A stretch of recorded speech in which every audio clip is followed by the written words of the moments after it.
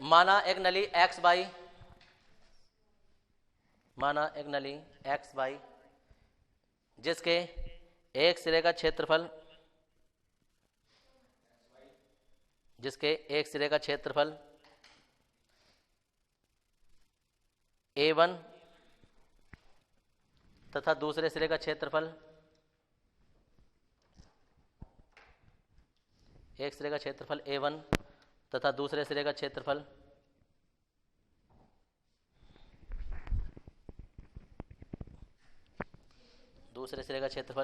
A2 है।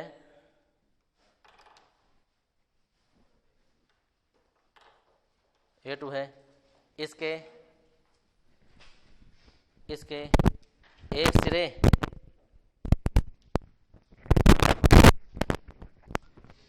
इसके एक सिरे पर द्रव का वेग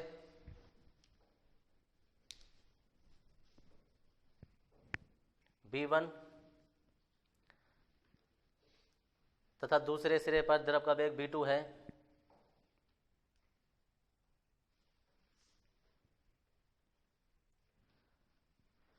देखो इधर ये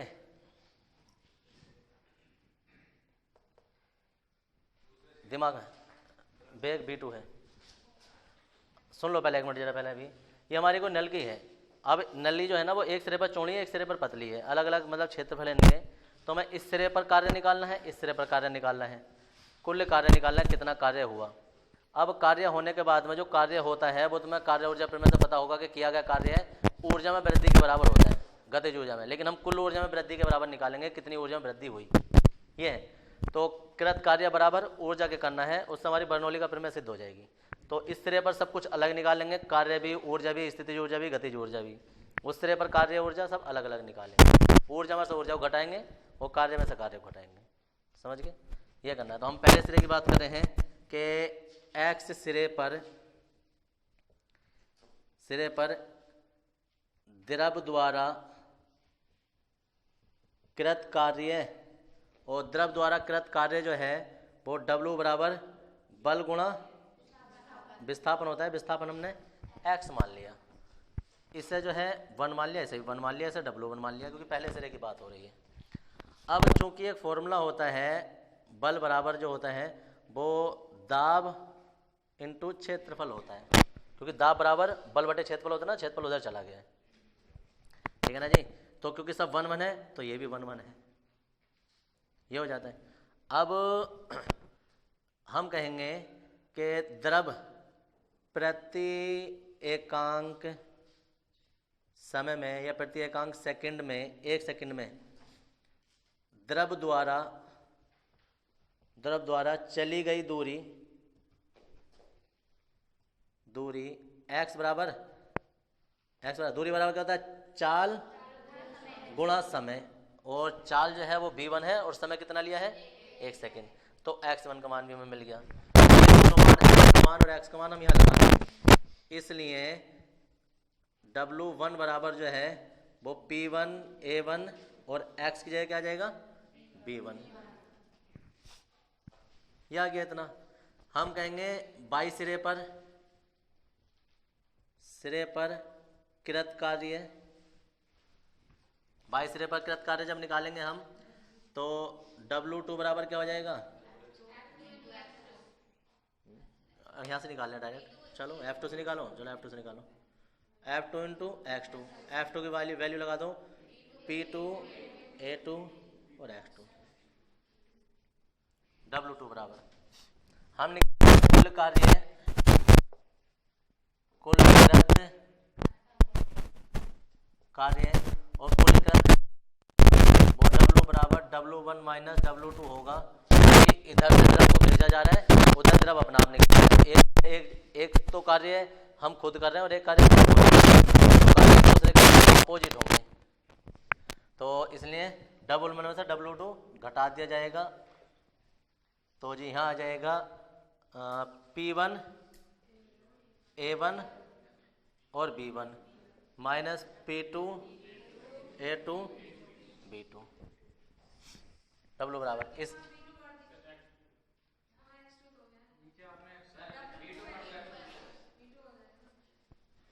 यहाँ आ जाएगी समीकरण नंबर 1। अविरतता का सिद्धांत लगाएंगे। अविरतता का सिद्धांत के सिद्धांत से, और देखो इधर अविरतता का जो सिद्धांत होता है ना, होता है A1 B1 बराबर A2 B2। अगर अब तुम्हें याद हो ना, तो ये क्षेत्रफल है और ये दूरी थी, वेग नहीं था, ये 1 सेकंड में चली गई दूरी थी। तो क्षेत्रफल और दूरी जहां मिल जाते हैं ना, वहाँ आयतन बन जाता है। आयतन, ये भी आयतन है, ये भी आयतन है। आयतन बराबर जो होता है वो द्रव्यमान बट्टे घनत्व होता है। आयतन बराबर ये बराबर नियतांक होता है, और नियतांक का मतलब होता है कि द्रव्यमान बटे घनत्व। ये आ गया है। अब ये वाला मान जो है वो इसकी जगह तो भी ये लगा देंगे, इसकी जगह तो भी ये लगा देंगे। समीकरण 1 से लगा देंगे हम। समीकरण 1 से W बराबर जो है, देखो P को तो छोड़ दो, P को छोड़ देंगे, और A1 B1 की जगह क्या लगा देंगे हम, ये m अपॉन रो, और यहाँ P2 और m अपॉन रो कॉमन ले लेंगे। P1 माइनस P2 और कॉमन आ जाएगा m अपॉन रो।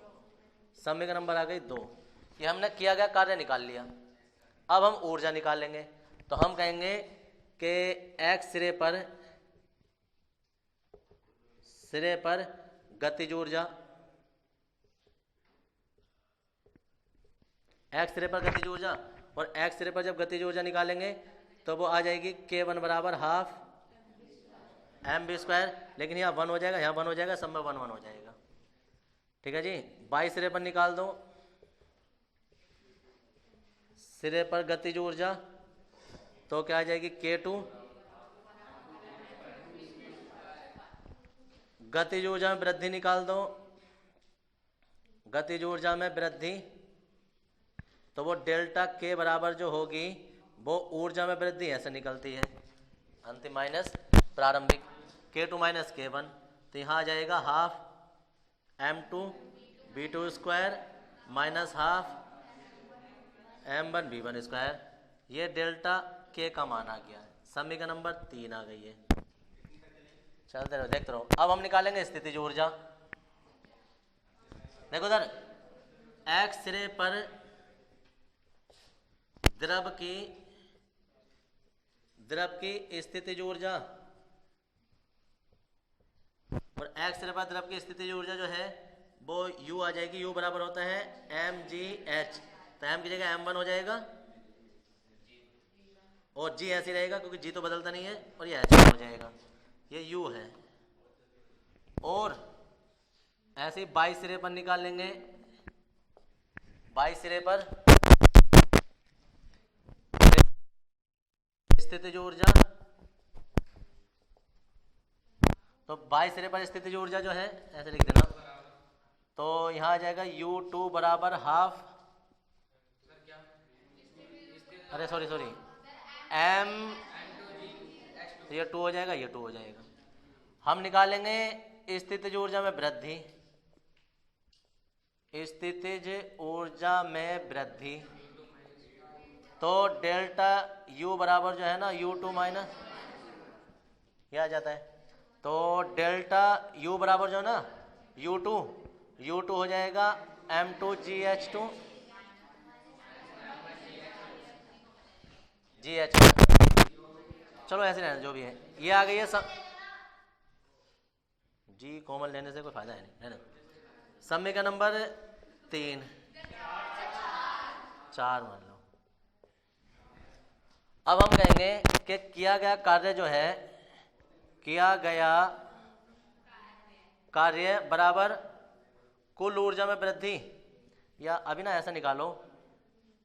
देखो ये आई है गतिज ऊर्जा में वृद्धि, ये आई है स्थितिज ऊर्जा में वृद्धि। तो हम कहेंगे कुल ऊर्जा में वृद्धि कितनी हो गई होगी, तो कुल ऊर्जा में वृद्धि ना डेल्टा E के बराबर कर देंगे हम, और सब डेल्टा डेल्टा हो जाएगा, डेल्टा K हो जाएगा और डेल्टा U हो जाएगा। डेल्टा K का मान है हाफ m2 B2² माइनस के हाफ m1 B1², प्लस, तो प्लस की जगह हम यहाँ लिख रहे हैं plus m2GH2 minus M1GH2 H1।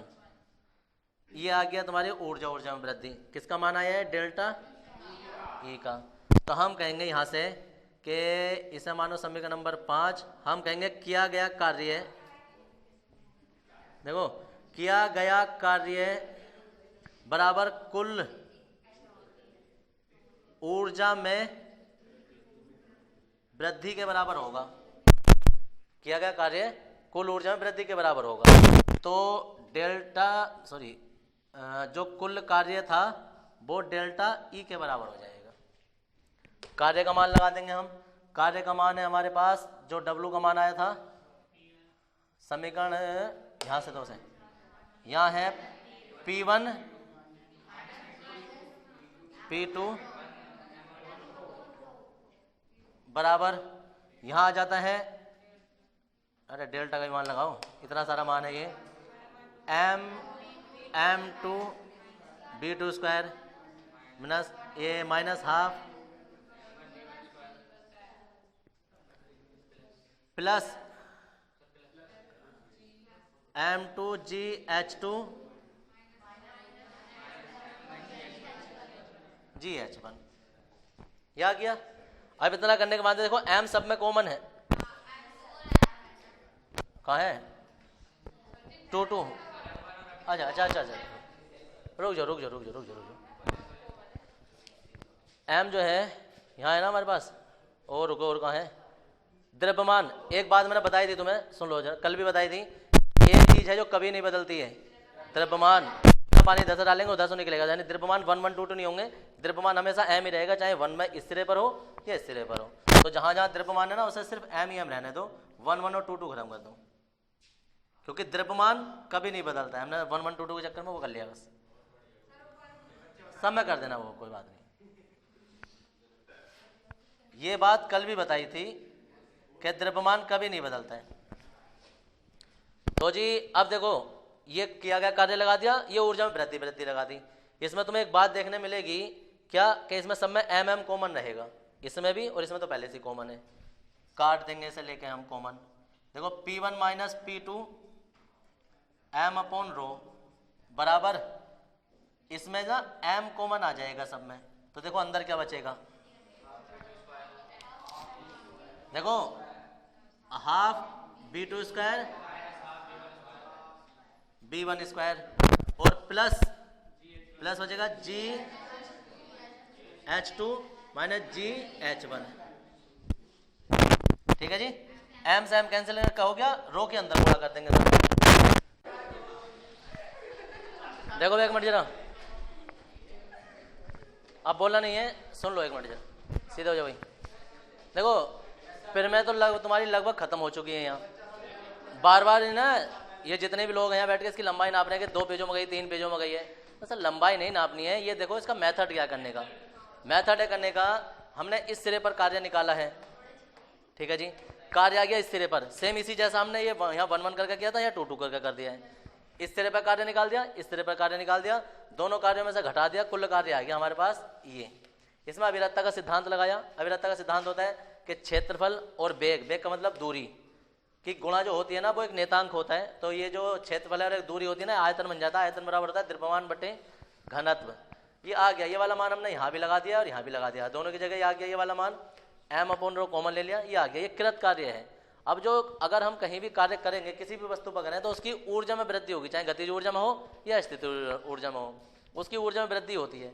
तो इस कार्य को तो हम यहीं रोक देंगे। फिर हम बताएंगे कि ए सिरे पर गतिज ऊर्जा कितनी है, इतनी है। बी सिरे, ये बाई सिरे पर गतिज ऊर्जा कितनी है, वो ये आगे इतनी। अब ऊर्जा में वृद्धि निकालेंगे तो बाद वाली ऊर्जा में से पहले वाली घटाएंगे हम, तो ये ऊर्जा में वृद्धि आ गई। ऐसी हमने स्थितिज ऊर्जा निकालनी थी। इस सिरे पर स्थितिज ऊर्जा निकालेंगे तो यहाँ 1 1 आ जाएगी, इस सिरे पर निकालेंगे तो 2 2 आ जाएगी। ये स्थितिज ऊर्जा आ गई, दोनों को आपस में से घटा दिया तो ये स्थितिज ऊर्जा में वृद्धि आ गई। अब बात आती है कि ये स्थितिज ऊर्जा में वृद्धि है, ये गतिज ऊर्जा में वृद्धि आई थी। दोनों वृद्धियों को हमने जोड़ दिया तो कुल वृद्धि हमें मिल गई कि ऊर्जा में इतनी वृद्धि हो गई समीकरण 5 में। अब ये समीकरण 5 और ये समीकरण नंबर 2, ये दोनों से हम देख रहे हैं कि किया गया कार्य जो होता है वो ऊर्जा में वृद्धि के बराबर होता है। तो बस किया गया कार्य जो होता है वो कुल ऊर्जा में वृद्धि के बराबर है। तो यहाँ कार्य लगा दिया, यहाँ ऊर्जा में वृद्धि लगा दी है। यहाँ कार्य लिख दिया, यहाँ ऊर्जा लिख दिए, यहाँ सब 1 और 2 में चल रहे हैं, यहाँ भी 1 और 2 में चल रहे हैं। तो क्या करा, पहले तो m कॉमन लेकर काट दिया है, रो की सब में गुणा कर दी है, गुणा करने के बाद में 1 वाले उधर ले गए हैं, 2 वाले इधर ले आए हैं। तो अगर किसी भी चीज़ के 1 और 2 बराबर होते हैं ना, तो वो चीज़ नेतांक होती है। कैसे, मैं बता देता हूँ। अगर तुम्हारा ये ऐसा है कि देखो x1 y1 बराबर x2 y2 के है, तो अगर 2 1 1 2 2 या 3 3 बराबर है ना, तो इसका मतलब है कि x y जो है वो नेतांक हैं, ओरिजिनल x y होंगे, 1 1 2 2 नहीं, फिर जो x y होंगे वो नेतांक होंगे। तो ऐसे अगर जो किसी के 1 1 और 2 2 बराबर हैं, तो इसका मतलब p1 बराबर p2 है ऐसा करके, तो p जो होगा वो नेतांक होगा।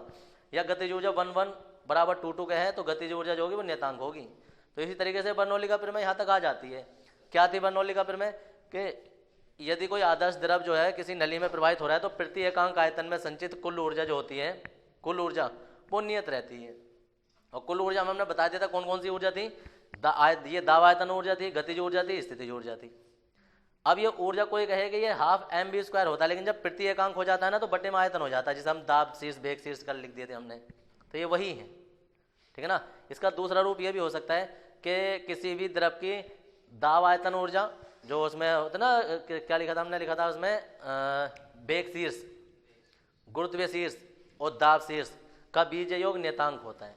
कैसे भी लिख देते हैं, जो मैंने लिखवाई वो वाली चाहिए, यह था। अब यहाँ तक होने के बाद में कंडीशन ये आती है कि ये सबको समझ में आ गया। यहाँ तक 2 या 3 पेजों में गई होगा, उससे मतलब नहीं है, लेकिन ये देखोगे इसमें कोई बड़ा कॉन्सेप्ट लगा नहीं है।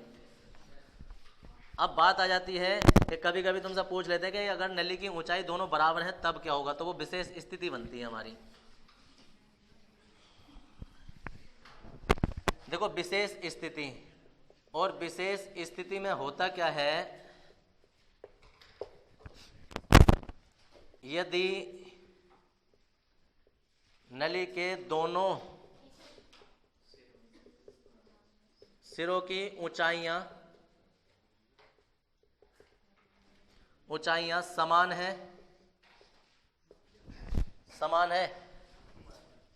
तब क्या होगा, h1 बराबर h2 के होगा, और उसे हमने h मान लेंगे। दोनों सिरों की ऊंचाई बराबर होगी, दोनों और h ही हो गया। h हो गया तो फिर हम लिखेंगे बर्नौली का प्रमेय से, तब बर्नौली का,